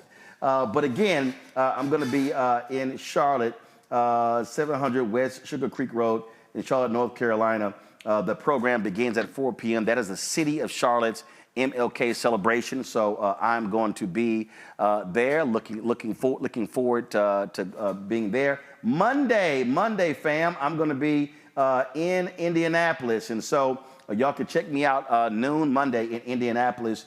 We're going to be at the Madam Walker Legacy Center, and so that program begins Monday at 12 noon as well. Looking forward to being there. It's going to be a one-on-one conversation moderated by Carolyn Mays, and my homegirl, Brittany Noble, is going to be emceeing it. So looking forward to seeing y'all in Indianapolis.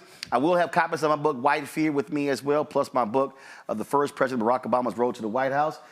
And we'll be, I believe, Sunday and Monday events will be live streamed. So we'll make sure that you can check that out tomorrow. It may be live streamed, but I know I'm going to be recording as well. So we'll have that for you. And later tonight, I spoke at the University of Tennessee, Knoxville yesterday at the MLK celebration. We'll be streaming my speech yesterday tonight right here on the Black Star Network. You do not want to miss that. Y'all know I didn't mince words when I spoke to them there. So look forward to that. John Quell, thanks for joining us. Michael, thanks for joining us as well. We appreciate it. Y'all have a great weekend. Folks, don't forget, support us in what we do. Join our Bring the Fuck fan club. You can send your check and money order to P.O. Box 57196, Washington, D.C., 20037-0196. Cash App, $RM Unfiltered. PayPal, Martin Unfiltered. Venmo is RM Unfiltered. Zelle, Roland at RolandSMartin.com. Roland at RolandMartinUnfiltered.com. And as always on Fridays, we run all of the names of the people who have contributed to our show since our inception. You can add your name to it by giving to our fan club. Folks, I'll see y'all on Monday. I'll be broadcasting live from Indianapolis on MLK Day.